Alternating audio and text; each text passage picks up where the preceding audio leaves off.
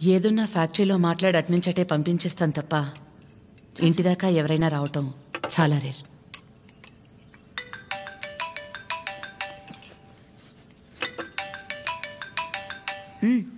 మాట్లాడు, పర్లేదు. పర్లేదండి. అంటే 9 అయింది కదా, తిన్నానా లేదా అని అమ్మ ఫోన్.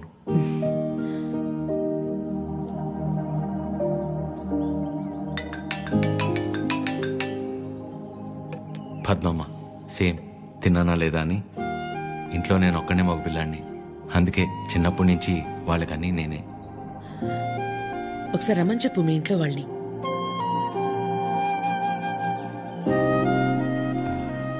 పర్లేదండి. పర్లేదేంటి, రమ్మను. వాళ్ళు ఫ్యాక్టరీ చూసినట్టుంటుంది, నేను ఒకసారి వాళ్ళని కలిసినట్టు కూడా ఉంటుంది. ఏమద్యా?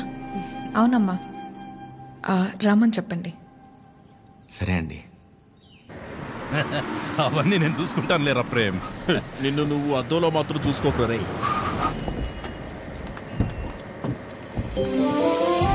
చిరు, ఎలా ఉన్నావురా? బాగుందమ్మా. నువ్వు లేకుండా ఇంట్లో ఏం తోచట్లేదు.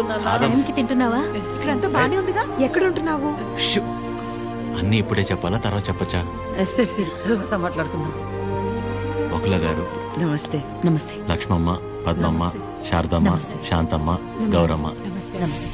అందరూ అమ్మలు. సరే, ఇంతకీ అసలు అమ్మెవరో? కడుపులో 9 నెలలు మోసాను కాబట్టి సీనియర్ అనే తప్ప వాడి విషయంలో అందరూ ఈక్వలే.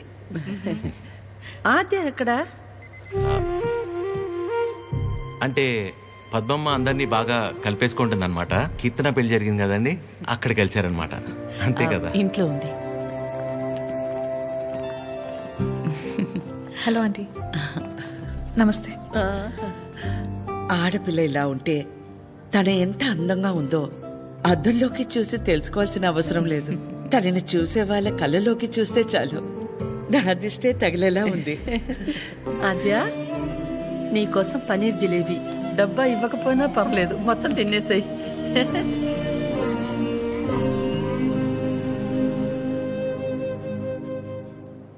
ఏంటి ఆద్య, ఇంకా ఏం ఆలోచిస్తున్నావు? ఆంటీ చిరు వాళ్ళందరితో బాగానే క్లోజ్ అయ్యారు కదా ఆద్య. అదే ప్రాబ్లం ప్రవళిక. అనుమానం ఉండి అబద్ధమని తెలిస్తే కోపంతో పోతుంది, కానీ ఇంత నమ్మాక నిజం కాదంటే తట్టుకోలేదు. అండ్ దాట్ టూ, ఇదంతా తెలిసి నేను సైలెంట్గా ఉన్నానని మా అమ్మకు తెలిస్తే ఎవరున్నా లేకపోయినా నా లైఫ్లో అమ్మ ఉండాలి. ఎవరి ద్వారానో ఈ విషయం ఆంటీకి తెలిసే కంటే నీ అందరూ నువ్వే వెళ్ళి చెప్పడం కరెక్ట్ ఆద్య.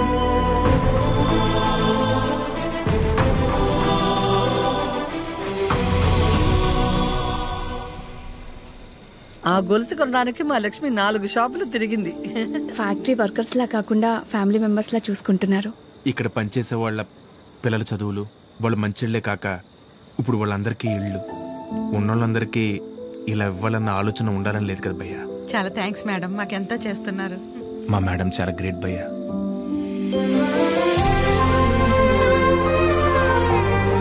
సరే సరే. ప్రేమ్, ఫుడ్ ఐటమ్స్ లో ఏం బాగున్నాయి రా? అన్నిటికంటే నువ్వు రా అన్నది బాగుందిరా. కూర్చోండి ఆంటీ. ఏంటి అందరూ చాలా సీరియస్ గా మాట్లాడుకుంటున్నారు? ఏం లేదు, నీ గురించే. ఫ్రిడ్జ్ లో పెరుగు ప్యాకెట్ పెట్టడం మర్చిపోతేనే మేమందరం కలిసి 10 నిమిషాలు మాట్లాడతాము దాని గురించి. అలాంటిది నువ్వొక్కదానివే ఫ్యాక్టరీ, ఇల్లు, బిజినెస్ ఇదంతా ఎలా సాధ్యపడిందా అని. ఓ అదా, ఆద్య వల్లే. లైఫ్లో ఇంకో హోప్ లేదు, అంతా అయిపోయిందనుకున్నాను. అప్పుడు ఆద్యకి 8 ఏళ్ళు. ఒకరోజు నా దగ్గరికి వచ్చి, అమ్మా నేనేమైనా తప్పు చేశానా అంది. నువ్వు తప్పు చేయడం ఏంటి అంటే ఏమందో తెలుసా? నేనే నీ ప్రపంచం అంటావు కదమ్మా, నువ్వెలా ఉన్నా అది నా వల్లే కదా. నువ్విలా ఉన్నావంటే నేనేదైనా తప్పు చేసుంటే చెప్పు, ఇంకెప్పుడు చెయ్యను అంది. ఆ క్షణం అనిపించింది ఇంకెప్పుడు తన నా దగ్గరికి వచ్చి అలా అడిగేలా నేనెప్పుడు ఉండకూడదని.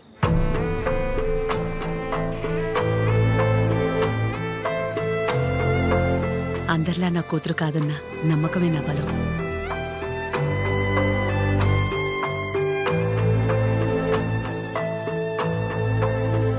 మీ బలం మీ చిరు, మీ పెంపకం తన ప్రవర్తనలో కనిపిస్తుంది. చాలా బాగా పెంచారు మీ చిరుని. చిరు, ఇంతమంది ఆడవాళ్ల మధ్య పెరగడం నీ అదృష్టం.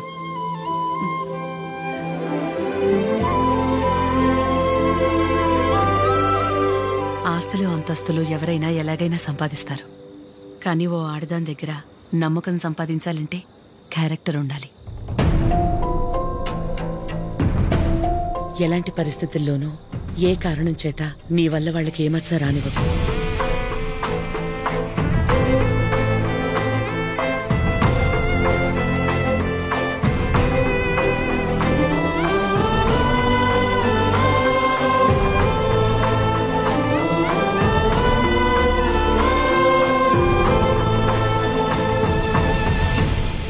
బయలుదేరిపోవడం ఏంటక్క?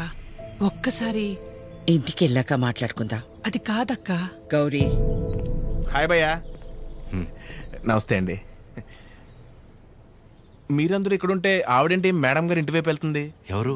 మన పద్మం గారు. వకులా,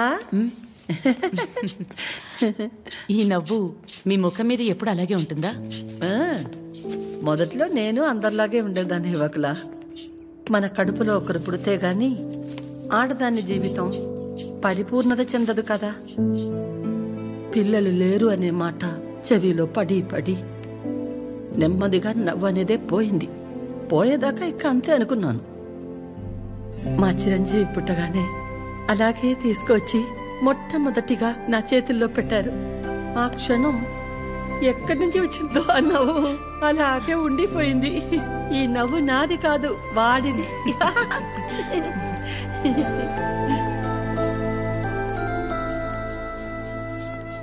నీకు మొక్కలంటే బాగా ఇష్టమా వకులా? ఈ మొక్కల విషయంలో మాత్రమే ప్రపంచం ఆడా మగానే తేడా చూడదు. మా చిరు కూడా మొక్కలంటే బాగా ఇష్టం. ఇంట్లో ఎటు చూసినా ఉంటాయి. అన్నీ వాడి తెచ్చినవే. మా ఇంటికొచ్చి చూడాలి, ఎప్పుడు సందడే. నవ్వు లేకుండా నిమిషం ఉండదు. నువ్వు కనుక మా ఇంటికి వస్తే ఫ్యాక్టరీ వద్దు ఏమీ వద్దని అక్కడే ఉండిపోతావు. వీలు చూసుకుని ఒకసారి వస్తాం. ఒక్కసారి ఏంటి వకులా? నువ్వు అనాలే కాని ఆద్య ఇల్లు నీ ఇల్లు కాదా ఏంటి? మా చిరుకి ఆద్య అంటే ప్రాణం.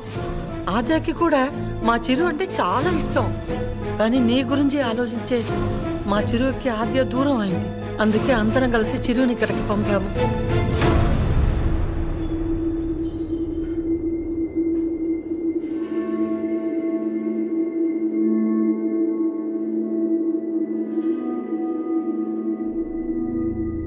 విన్నావుగా వకుల? వాడొచ్చినప్పుడే చెప్పాను, వద్దు ఏదో తేడాగా ఉంది అని. నా కళ్ళకు అందరూ అలాగే కనపడతారన్నావు. ఇప్పుడు చూడు, నా కళ్ళకు కనిపించిందే నిజమైందిగా. సరిత గారు, మాట్లాడకు. మీరు ఆడాళ్లేగా. సాటి ఆడదాన్ని మోసం చేయడానికి మనసెలా ఒప్పింది? అసలు నిన్ను తన్నాలే పట్టుకుని. అమ్మా, నువ్వు నోర్మే. ఏంటి అద్యా ఇది? వాళ్ళంటే ముక్కు మొహం తెలియని వాళ్ళు. మీ అమ్మ గురించి పూర్తిగా తెలిసిందానివి నువ్వే ఇలా చేస్తే ఎలా? తనకున్న ఒకే ఒక్క నమ్మకం నువ్వు అందరిలాగానే అనిపించావు కదా. అయినా మిమ్మల్ని అనాలి. ఏం పెంపకమో ఏమో. పెంపకం గురించి ఎందుకండి? ఏ అంత రోషం పొడుచుకొచ్చింది? చేసే ముందుండాలి. ఎందుకు అలా మాట్లాడుతున్నారు? ఇంకా మాట్లాడుతున్నాను, సంతోషించండి. అక్క, ఇదంతా మనకు అవసరం. పద వెళ్దాం. ఇంకా నుంచున్నారే, పదండి. సిగ్గుండాలి. అమ్మా ఆగమ్మా. ఏ ఆగు. నువ్వు అరిచి గోల చేసేంత ఘోరం ఏం జరిగిపోలేదు ఇక్కడ. ప్రేమించిన అమ్మాయి కోసం వచ్చాడు, అంతేగాని ఎవరినైనా మోసం చేశాడా? ఎవరితోనైనా తప్పుగా ప్రవర్తించాడా? తప్పుగా చూపైనా చూశాడా? వాడికిడికి రావడం వల్ల ఎవరికైనా మంచి జరుగుంటుంది తప్ప నష్టం ఏం జరగలేదు. వకుల, పిల్లలిద్దరూ మన ఇష్టాలకు గౌరవం ఇచ్చి మన సంతోషం గురించి ఆలోచిస్తున్నారు. ఒక్కసారి వాళ్ళ ఇష్టం గురించే ఆలోచించడంలో తప్పే ఉంది.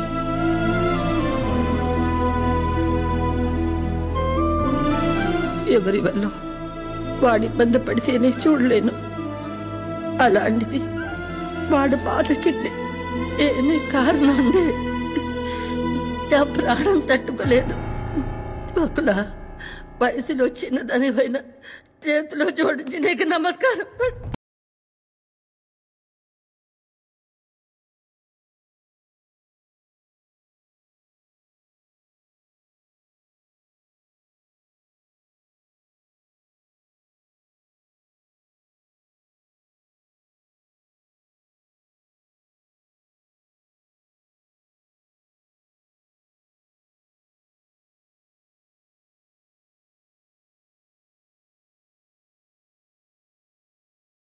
ఆద్య, ఏమైందమ్మా? నేనే నీ ప్రపంచం అంటావు కదా. నువ్వెలా ఉన్నా దానికి నేనేగా కారణమవుతాను. మరి నువ్విలా ఉన్నావంటే నాకు తెలియకుండా నేనేదైనా తప్పు చేసి ఉండాలి, లేదా నీ ప్రపంచమైనా మారుండాలి. నా ప్రపంచము మారలేదు, నువ్వే తప్పు చేయలేదు. నీ తర్వాతే నాకు ఏదైనమ్మా. తన ఫ్యామిలీని తీసుకెళ్ళిపోమని చెప్పడానికి చిరుని కలిశాను. మా అమ్మ గురించి నీకు తెలియదన్ను అంటుంటే ఏ ఉందిలే, ఆవిడకి నేను దగ్గరైతే సరిపోతుంది అనుకున్నా. కానీ ఆవిడ నాకు దగ్గరేక తెలిసింది నువ్వే కరెక్ట్ అని. ఒకవేళ ఈ అమ్మ నీ విషయంలో తీసుకురా నిర్ణయం ఏదన్నా తీసుకుంటే ఆ గిల్ట్ని నేను తట్టుకోలేను. అందుకే ఎలా వచ్చాను అలాగే వెళ్ళిపోతాను. ప్రతి మగాడి విషయంలో సమస్య వేరు, పరిష్కారం వేరు. కానీ ఆడదాని విషయంలో సమస్యను అర్థం చేసుకుంటే చాలు, అదే పరిష్కారం.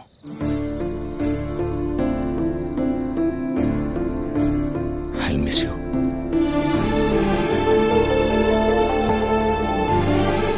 ఎవరన్నా ప్రేమించిన అమ్మాయితో ఐ లవ్ యూ చెప్తారు, కానీ కనీసం ఐ లవ్ యూ కూడా చెప్పకుండా మిస్ యూ చెప్పిన వాడిని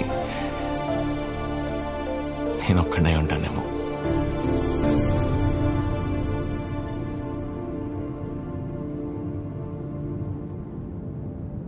ఇప్పటిదాకా నేను ఒక్కదాన్నే నీ గురించి ఆలోచించాను, కానీ ఈ విషయంలో వాడు కూడా నీ గురించి ఆలోచించాడు.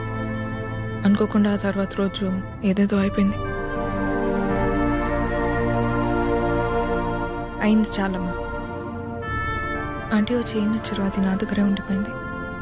కీర్తనకి ఇచ్చి పంపిద్దామని తీసుకొచ్చాను.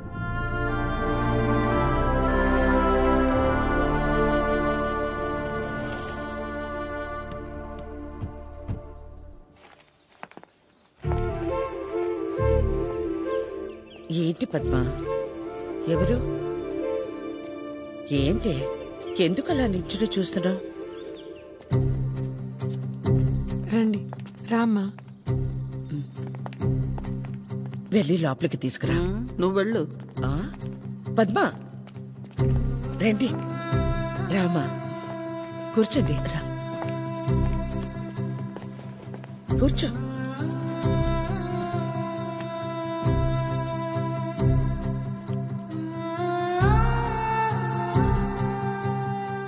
చిరు లేచిన వెంటనే నంబర్ తీసుకుని ఫోన్ చేద్దాం అనుకున్నాను.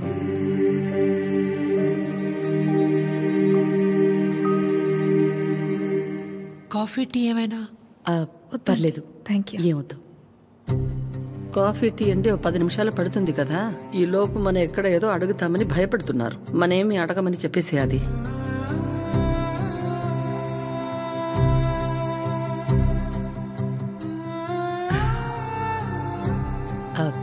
ఇంటికొచ్చినప్పుడు మీ చైన్ మా దగ్గరే ఉండిపోయింది, ఇచ్చెళ్దామని ఈ మధ్య.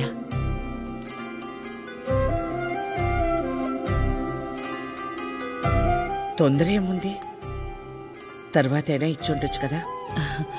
తొందరని కాదు, ఎలాగూ వస్తున్నాం కదా అని.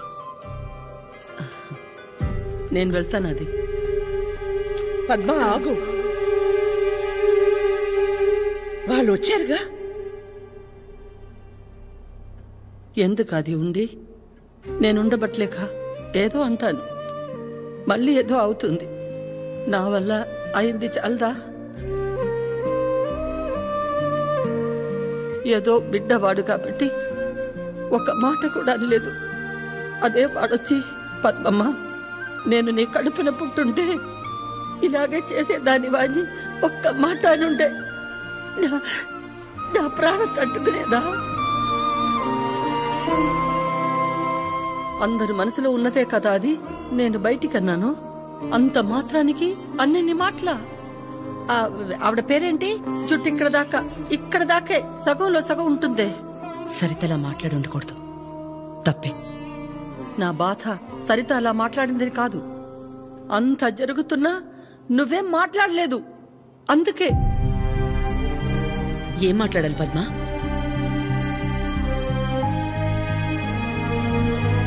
నా ప్లేస్లో మీరున్నా నాలాగే సైలెంట్గా నించునేవాళ్ళు.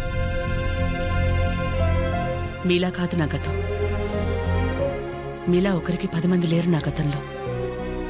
ఓ రోడ్డు దాటాలంటే ముందు చూపు మీద ఆధారపడతాం, తర్వాత వినికిడి మీద ఆధారపడతాం. అది లేదంటే సాయం చేయమని ఓ మాట మీద ఆధారపడతాం. ఎప్పుడైతే గౌరవించకపోయినా పర్లేదు, కనీసం ఆడదని గుర్తించటం కూడా తెలియని వాణ్ణి పెళ్లి చేసుకున్నానో చూపు పోయింది. నా బాధ ఇదని ఏడ్చినా మౌనంగా ఉన్న ఇంట్లో వాళ్ల వల్ల వినికిడిపోయింది. సాయం అడుగుదామంటే ఎక్కడ డబ్బు అడుగుతుందేమో అన్న బంధువులు ఒకవైపు, సాయం చేస్తాం మాకేంటి అన్న రాబందులు మరోవైపు.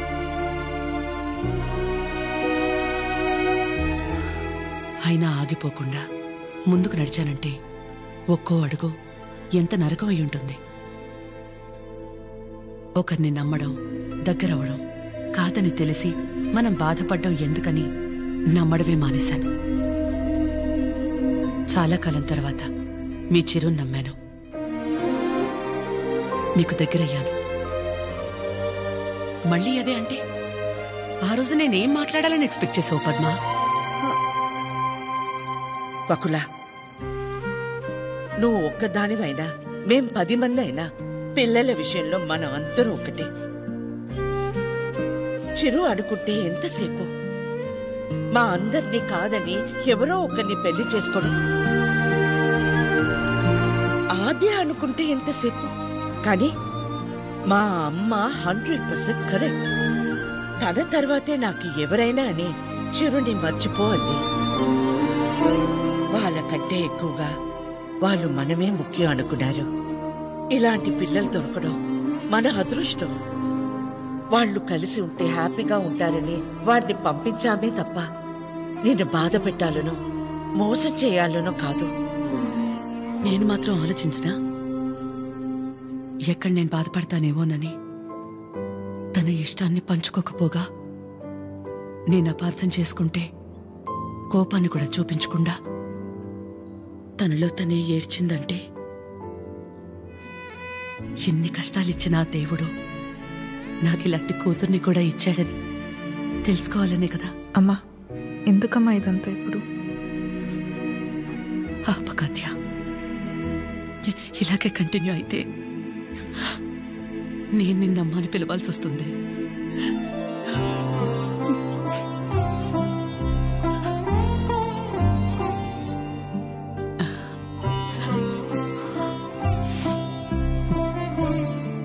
అందరూ ఒకవైపు, మనం మాత్రం ఒకవైపు ఉంటే ఆ బాధ ఎలా ఉంటుందో నాకు తెలుసు. అలాంటిది ప్రవళిక విషయంలో ఒక్కతే ఉన్న తన పక్కన చిరు వెళ్లి నించున్నప్పుడే నాకు అనిపించింది తనందరిలా కాదని.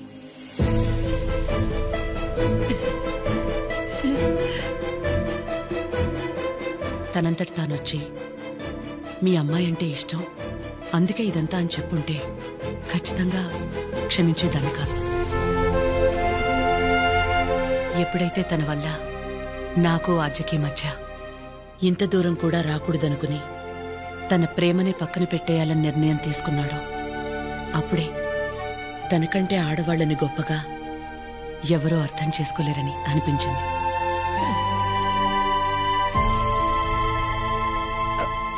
అంత అనిపించిందంటే మా చిరుకి మీ ఆద్యాన్ని ఇచ్చేవచ్చుగా. మీకంటే బాగా చూసుకుంటాం మీ ఆద్యని.